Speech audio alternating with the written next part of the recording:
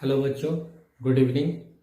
आज मैं आप लोग को बताऊंगा how to balance any chemical equation. किसी भी केमिकल इक्वेशन को आप जस्ट सेकंड में बैलेंस कर लेंगे। कैसे? ठीक है, तो आइए आज हम उसका ट्रिक आप लोगों को बताते हैं। तो वो ट्रिक है, ये देखिए यहाँ पे हेडिंग बन दे रखा है कि trick to balance any chemical equation. तो यहाँ पे एक केमिकल इक्वेशन आप देख रहे हैं जिसमें देखिए कि calcium hydroxide reacts with hydrochloric acid, it forms calcium chloride and water. Now देखो यहाँ पे क्या ये इक्वेशन बैलेंस है? चेक करो। बैलेंस मीन्स कि दोनों साइड के एटम्स कैसे होने चाहिए? इक्वल होने चाहिए। ठीक है, बैलेंस केमिकल इक्वेशन का मतलब कि atom on both side, it means reactant side as well as in product side, दोनों क्या होने चाहिए? इक्वल। तो यहाँ पर देखिए कि कैल्शियम वन, यहाँ पर ऑक्सीजन 2, यहाँ पे ऑक्सीजन 1 बैलेंस नहीं है, हाइड्रोजन 2 हाइड्रोजन 2। ठीक है, यहाँ पे हाइड्रोजन 2 और 1 3 हाइड्रोजन, यहाँ पे 2 हाइड्रोजन, बैलेंस ऑलरेडी नहीं है। तो ये इक्वेशन बैलेंस नहीं है, तो इसे बैलेंस करना है। तो कैसे करेंगे? तो हीट एंड ट्रायल मेथड तो आप लोगों ने अपने किताब में पढ़ा है। आइए बच्चों, आज आप लोगों को मैं बताता हूं एक ट्रिक जिसमें कि आप एक स्टेप में इक्वेशन को बैलेंस करेंगे। तो वो ट्रिक क्या है? देखिए, उस ट्रिक का नाम है एबीसीडी मेथड। उस ट्रिक को हम लोग बोलते हैं एबीसीडी मेथड। इस मेथड में क्या करना है कि हर कंपाउंड के आगे आपको स्मॉल लेटर में ए, बी, सी और डी लगा देना है। ठीक है, उसके बाद क्या करना है कि ए के लिए जो एलिमेंट है उन्हें लिखना है। जैसे कैल्शियम के लिए अब हम लिखेंगे तो calcium is equals to, calcium कितने टाइम्स हो गया यहाँ पे? ए टाइम्स, कैल्शियम का कोएफिशिएंट ए। ठीक है, ये आपका रिएक्टेंट साइड हो गया। और प्रोडक्ट साइड में देखिए कैल्शियम का कोएफिशिएंट कितना है? सी। तो calcium a is equal to कितना लिखेंगे यहाँ पे? सी। ठीक है, उसके बाद यहां पर देखो क्या है, ऑक्सीजन के लिए लिखेंगे तो ऑक्सीजन पहले 2 से मल्टीप्लाइड है, 2 और फिर ए। तो यहाँ पे ऑक्सीजन के लिए यदि हम लिख रहे हैं तो पहले क्या लिखेंगे? 2a। उसके बाद इधर प्रोडक्ट साइड में आ जाते हैं तो प्रोडक्ट साइड में देखो कितना है? D times, oxygen is d times, तो 2a is equal to d. Clear? अब हम किसके लिए लिखेंगे? हाइड्रोजन के लिए। तो यहाँ पे कॉमन है कि हाइड्रोजन दिखा रहा हूं। ठीक है, hydrogen that is equals to, hydrogen के लिए लिख रहे हैं तो हाइड्रोजन कितने टाइम? 2 टाइम्स ए, ये भी 2 टाइम्स ए है। ठीक है, और फिर देखो एक और है यहाँ पे, तो यहाँ क्या लिखेंगे? 2 टाइम्स ए प्लस बी, कितने टाइम्स है? B times. क्योंकि ये दोनों रिएक्टेंट साइड में थे तो इसलिए रिएक्टेंट साइड के लिए 2 टाइम्स ऑफ ए, 2a और प्लस बी। ठीक है, अब प्रोडक्ट साइड की बात करते हैं तो यहाँ पे हाइड्रोजन कितना है? 2 times of d, that is equal to 2 times of d. ये हो गया। अब हमारे पास कौन सा एलिमेंट बचा? क्लोरीन। तो क्लोरीन के लिए लिख लेते हैं। क्लोरीन यहाँ कितना है? बी टाइम्स, और प्रोडक्ट साइड में कितना है? 2 और यहाँ पर सी, तो B is equal to 2c।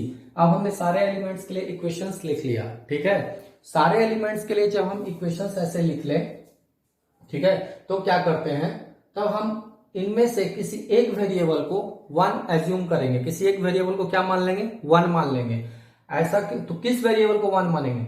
जो वेरिएबल ज्यादा टाइम रिपीटेड होगा। यहाँ देखो a b c d 4 variable, लेकिन ज्यादा कौन रिपीटेड? देखो यहाँ ए है, ए है, ए है। ठीक है, ए 3 टाइम्स आ गए, सी 1 टाइम्स, फिर यहाँ पे सी 2 टाइम्स। ठीक है, D 1 times and 1 times, 2 times, और बी कितने टाइम्स है? तो बी 1 टाइम्स और 2 टाइम्स। तो सबसे ज्यादा टाइम्स कौन है? ए है। ठीक है, तो यहाँ पे जितने वेरिएबल्स आप देख रहे हो सबसे ज्यादा टाइम रिपीटेड कौन है? ए। और ए की वैल्यू हम क्या मान लेंगे? लेट कर लेंगे, लेट ए इक्वल टू 1। अब देखो जैसे ही आप ए की वैल्यू 1 मानते हो तो ए इक्वल टू क्या है? सी। तो सी की वैल्यू भी क्या हो जाएगी? 1। ठीक है, उसके बाद आप किसकी वैल्यू निकालते हो? नेक्स्ट इक्वेशन में देख लो, 2a is equal to d. D की वैल्यू कितनी दे रही है? 2a। तो हमने a को क्या माना? 1, तो d की वैल्यू कितनी हो जाएगी? 2 into 1 that is equal to 2। a की निकल गई, c की निकल गई, d की निकल गई। ठीक है, अब b का निकालना है। तो b का क्या रिलेशन है? आप देखो यहाँ पे either b is equal to 2c कह रहा है, तो c का वैल्यू कितना है? 1, तो b का वैल्यू कितना होगा? b is equal to 2c, यानी कि 2 into 1 that is equal to 2। तो a b c d सबकी वैल्यू आ गई। इन कॉफिशिएंट की जगह पर, जो कॉफिशिएंट आपने ए बी सी डी लगा रखा था, उनके जगह पे वो वैल्यूज पुट करेंगे जो वैल्यूज यहाँ पे आपको कैलकुलेट करने के बाद मिला। तो ए का वैल्यू कितना आया था? 1, इसके आगे ए था तो 1 आगे लगाते नहीं। ठीक है, तो इतना ही लगाना है। ठीक है, बी की वैल्यू कितनी आई 2, तो यहाँ पे बी है तो इसको हटाकर क्या लगा देंगे 2, ठीक है 2। सी की वैल्यू कितनी है 1, तो 1 लिखते नहीं, सी को रब कर दिया। और डी की वैल्यू कितनी है 2 इंटू 1 2, कितना हो गया 2, ठीक है। अब ये हमारा इक्वेशन बैलेंस हो गया, चेक कर लो। कैल्शियम 1, ऑक्सीजन 2, ऑक्सीजन 2, हाइड्रोजन 2 और 2 4, हाइड्रोजन 4, 2 2 4, ओके। नाउ क्लोरीन 2, देखो यहाँ chlorine 2, this equation is balanced. तो आई होप को आप लोगों को समझ में आया होगा। नहीं समझ में आया एक और हम लोग देख लेते हैं, ठीक है। मान लिया कि यहाँ पर अब हम इसको बैलेंस करना है, ठीक है। तो इस इक्वेशन को बैलेंस करने के लिए इसके आगे ए, यहाँ बी, यहाँ सी और यहाँ डी, ठीक है। अब हम लोग किसके लिए लिख रहे हैं सी किसका सिंबल होता है कार्बन का सिंबल होता है। तो यहाँ C2 है तो यहाँ पे कार्बन के लिए लिख रहे हैं, तो क्या लिखेंगे कार्बन कितने टाइम्स है 2A, ठीक है। और कहीं है नहीं, इधर प्रोडक्ट साइड में आ जाइए, कितने टाइम्स है 2C, 2A is equal to 2C, हो गया। अब हम किसके लिए लिखेंगे हाइड्रोजन के लिए, हाइड्रोजन कितना है यहाँ 6 और A, क्या लिखेंगे 6A। और कहीं है नहीं, इधर है, इधर कितने टाइम्स है, एक तो C और D, ठीक है C और D, यानी कि 6A is equal to C plus D, C plus D, clear. अब हम किसके लिए लिखेंगे, अब हम लिखेंगे क्लोरीन के लिए। क्लोरीन कितना टाइम्स है 2B, इधर कितना टाइम्स है तो देखो 5C और plus D, 5C plus D। सारे एलिमेंट्स के लिए लिख लिया हमने, कार्बन हाइड्रोजन और क्लोरीन तीन ही एलिमेंट्स है, कार्बन हाइड्रोजन क्लोरीन लिख लिया। अब इसमें से जो सबसे ज्यादा बार रिपीटेड वेरिएबल है उसको 1 मान लेंगे। तो 1 किसको मानते हैं, चलो A को ही मान लेते हैं 1, क्योंकि A 2 टाइम्स आ गया, यहाँ पे C भी 2 टाइम्स है, पर ये क्या है पजल्ड है, इक्वेशन फॉर्म में, लेकिन A सिंगल फॉर्म में, ठीक है सब्स्टिट्यूटेड फॉर्म में। तो A को यहाँ मान लेते हैं, लेट A इक्वल टू 1, किसी भी वेरिएबल को आप एक मान सकते हैं और एक मानकर बना सकते हैं, ठीक है। तो let A equal to 1, A की वैल्यू यदि आप A 1 एज्यूम करते हैं, ठीक है, तो यहां पर देखिए इस इक्वेशन में जब आप वैल्यूज को पुट करेंगे तो क्या आएगा 2 into 1 is equal to 2C, ठीक है। तो A इज इक्वल टू 1, तो 2C इज इक्वल टू कितना आया 2, तो C is equal to 2/2, cut जाएगा कितना बचेगा 1, A का वैल्यू 1 तो C का वैल्यू भी 1, तो A और C का वैल्यू मिल गया। अब आपको यहाँ पर निकालना है 6, इस इक्वेशन पे पुट कीजिए तो कितना है 6 इंटू 1, 6 है तो 6 इंटू 1, क्योंकि A की वैल्यू 1 एज्यूम की है, और C प्लस D यानी कि कितना हो गया आपका, यहाँ C की वैल्यू 1 है और प्लस D, और 6 is equal to 1 plus D, और D is equal to 6 minus 1 that is equal to 5। तो D की वैल्यू कितनी आई 5, इसको रफ कर दे रहे हैं, ठीक है। ये कैलकुलेशन था, और ये सारे कैलकुलेशन हमें करने कहाँ है, ये सारे कैलकुलेशन हमें रफ में करने हैं, ठीक है। तो यहाँ पर A equal to 1, C equal to 1 और D इक्वल टू 5। अब D की वैल्यू 5 आ गई, अब हमें B की इस इक्वेशन के थ्रू वैल्यूज निकालना है। तो यहाँ पे क्या equation 2B is equal to 5C, C का वैल्यू कितना 1 और प्लस D का वैल्यू कितना 5, ओके रब करता हूं। अब 2B is equal to 5 plus 5 और 2B इज इक्वल टू 10 और B is equal to 10/2, cancel होगा कितना बचेगा 5, तो B की भी वैल्यू कितनी आई 5, क्लियर। अब ये वैल्यूज आपको यहाँ पुट करने, तो A का वैल्यू कितना 1, तो यहाँ तो कुछ पुट करेंगे नहीं, ओके। B की वैल्यू कितनी है 5, तो यहाँ कितना पुट करेंगे 5, ठीक है। C की वैल्यू 1, कुछ पुट नहीं करेंगे, ओके। और D की वैल्यू 5, तो पुट कर देते हैं 5। अब चेक करो कि क्या ये इक्वेशन बैलेंस्ड है, लेट्स चेक।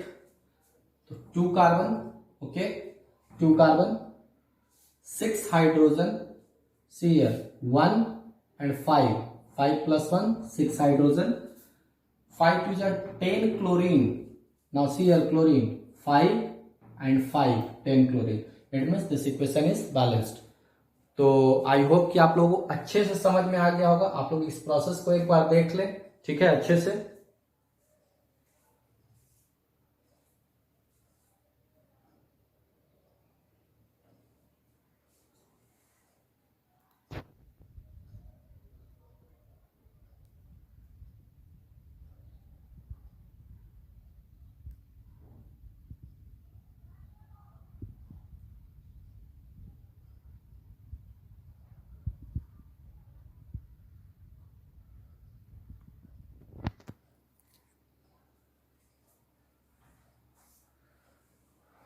ओके, हो गया। चलो एक और इक्वेशन लेते हैं, वर्ड इक्वेशन, जिसमें हमें पहले सिंबल्स में लिखना होता है, उसके बाद हम बैलेंस करते हैं। तो मान लो लिखा हुआ है barium chloride reacts with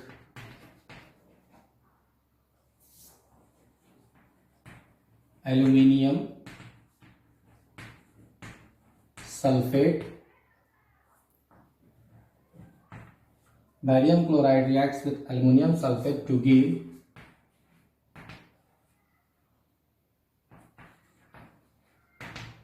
barium sulfate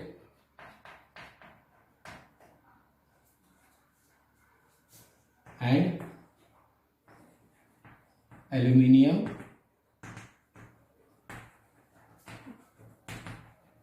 chloride. और क्वेश्चन रहेगा कि write the balanced chemical equation. Write the balanced chemical equation, ठीक है। Barium chloride reacts with aluminium sulphate to give barium sulphate and aluminium chloride, ठीक है। Write the balanced chemical equation. Barium chloride reacts with aluminium sulphate to give barium sulphate and aluminium chloride. Write the balanced chemical equation. ये word equation है, ठीक है। Exam में कभी कभी word equation ऐसे देता है और हमें पहले इक्वेशन का स्ट्रक्चर लिखना होता है, देन आफ्टर बैलेंस करना होता है। तो इक्वेशन का स्ट्रक्चर लिखने के लिए आपको मॉलिक्यूलर फार्मूला लिखना आना चाहिए, जो आप लोगों ने स्टैंडर्ड 9 में सीखा होगा। और नहीं सीखा होगा तो मैं उस पर भी एक वीडियो डाल दूंगा, ठीक है। कमेंट करके बताएं कि यदि आपको उसकी वीडियो चाहिए कि सर मॉलिक्यूलर फार्मूला कैसे लिखते हैं, तो कमेंट करके जरूर बताएं, मैं उस पर भी एक वीडियो डाल दूंगा, ठीक है। Barium chloride reacts with aluminium sulphate. तो बैरियम क्लोराइड का क्या होता है, BaCl2, ठीक है। रिएक्ट्स विथ एल्यूमिनियम सल्फेट, ये क्या होगा, Al2SO4 होल थ्राइस, ठीक है, to give barium sulphate BaSO4, ठीक है। और प्लस क्या बोला, एल्यूमिनियम क्लोराइड यानी कि AlCl3, ठीक है। ये हमें मिलेगा when barium chloride reacts with aluminum sulfate to give barium sulfate and aluminum chloride. Right the balance chemical. तो ये हमारा इक्वेशन, ये हमारा स्ट्रक्चर ऑफ इक्वेशन है। क्या है, स्ट्रक्चर ऑफ इक्वेशन। ध्यान से देख लीजिए आप लोग, it is the structure of equation.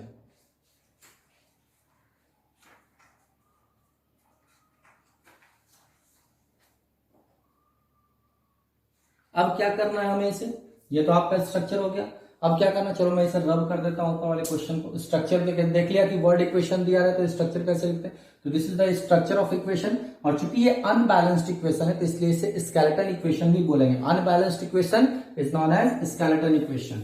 Unbalanced equation is known as skeleton equation. चलो इस इक्वेशन को मैं थोड़ा ऊपर लिख देता हूं, BaCl2 plus Al2SO4 whole thrice, it will give BaSO4 plus AlCl3, ठीक है, ओके।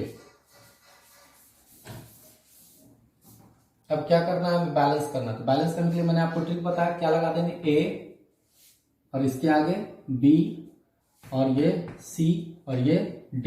और ये जो हम लोग करेंगे ना कैलकुलेशन, ये रफ में करेंगे, हमेशा आप याद रखना रफ। और ABCD आप हमेशा पेंसिल से करना, क्वेश्चन पेपर पे करना या कहीं रफ में करना, ठीक है।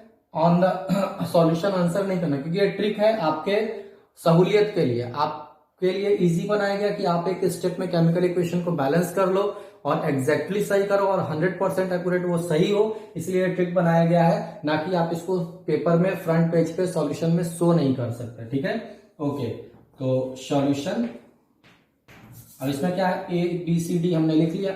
अब सबसे पहले किसके लिए लिखेंगे, बैरियम के लिए। बैरियम के लिए देखो, बैरियम कितने टाइम्स है, A टाइम्स, और कहीं है इधर नहीं, इधर कितने टाइम्स है, C टाइम्स, तो A is equal to C हो गया। अब किसके लिए लिखेंगे, क्लोरीन के लिए। क्लोरीन कितना 2 और A कितना हो गया 2 है, और कहीं इधर है नहीं, कहाँ है उधर, कितने times 3D, 2A is equal to 3D, ठीक है। अब किसके लिए लिखना है हमें, एल्यूमिनियम के लिए। एल्यूमिनियम कितना 2 times B, aluminium 2 times B, ठीक है, 2 टाइम्स B। और एल्यूमिनियम किधर है, इधर यहाँ है, कितना टाइम्स है, D times, 2B is equal to D, aluminium हो गया। सल्फेट की बात करें तो कितना है, 3 टाइम्स ऑफ B, मीन्स की SO4 हम डायरेक्टली लिखते हैं, SO4 कितने टाइम्स है, 3 टाइम्स ऑफ B, और इधर कितने टाइम्स है, that is equal to C, ठीक है। 3 टाइम, ये 3 और ये B, तो 3B, और यहाँ कितने टाइम्स है, तो सिर्फ 1 ही टाइम्स है सल्फेट, तो ये कितने टाइम्स हो गया, C टाइम्स, ठीक है। ओके, अब हम इसे क्या करना है, बैलेंस करना है। तो इसमें जो सबसे ज्यादा टाइम्स, सबसे ज्यादा बार जो वेरिएबल रिपीट हुआ है उसको हम क्या एज्यूम करेंगे, 1। चलो देख लेते हैं, A है, यहाँ B है, D भी 2 बार है, B भी 2 बार है, A भी 2 बार है, तो A B D और C भी 2 बार है, ठीक है, C भी 2 टाइम्स है। तो A B C D, इसमें किसी भी वेरिएबल को हम 1 लेट कर सकते हैं। तो हम इस बार मान लो C को लेट कर लेते हैं, C इज इक्वल टू 1, तो A की वैल्यू कितनी हो गई 1, देखो C equal to 1, A equal to C है, तो C इक्वल टू 1, तो A इक्वल टू 1। अब यहाँ पर D की वैल्यू निकाल लेते हैं, 2A is equal to 3D दे रहा है, 2A is equal to 3D, तो और कितना होगा, 2 into 1 is equal to 3D, ठीक है। और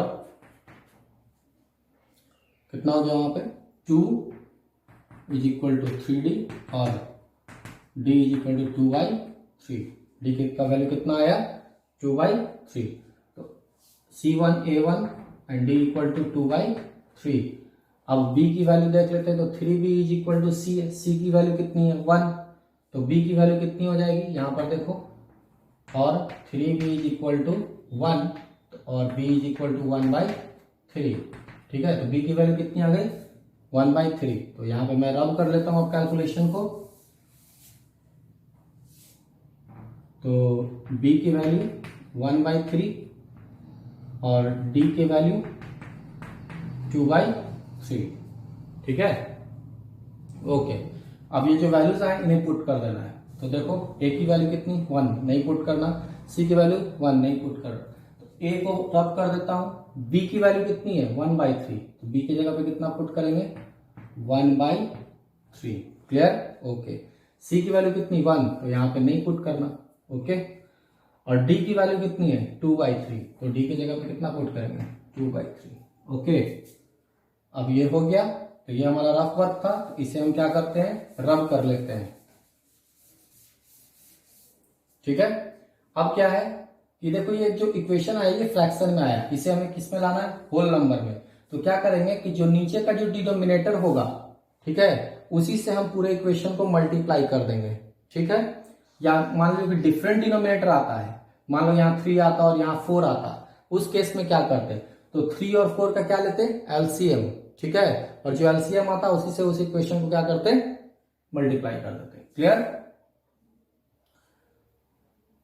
तो अब क्या है, इसको ये 3 है, तो इस पूरे इक्वेशन को हमको किससे मल्टीप्लाई करना होगा, इंटू 3। अब देखो 3 से ये इक्वेशन मल्टीप्लाई होता है, यहाँ पे क्या लिख सकते हैं हम, 3BaCl2 प्लस 1/3 और इंटू 3, तो 3 से 3 कैंसिल, तो यहाँ क्या बचेगा Al2SO4 होल थ्राइस, क्लियर। फिर यहाँ 3 है तो 3 से ये मल्टीप्लाई, तो यहाँ पे क्या हो जाएगा 3BaSO4 और प्लस 2/3 है, 3 से 3 कट गया तो क्या बचा 2AlCl3। अब देखो क्या इक्वेशन बैलेंस है, चेक करो। 3 बेरियम 3 2 जा 6Cl 2 3 जा 6Cl, ठीक है। Aluminium 2 SO4 3 means this equation is balanced. तो आई होप स्टूडेंट्स कि आप लोग समझे होंगे और पूरा कॉन्सेप्ट आपको समझ में आया होगा, ठीक है। तो इसी तरीके के मजेदार ट्रिक्स और केमिस्ट्री से रिलेटेड हर प्रॉब्लम का सॉल्यूशन जानने के लिए हमारे चैनल पे बने रहें, पढ़ाई करते रहें, मस्ती बनाएं। Thank you, have a nice day.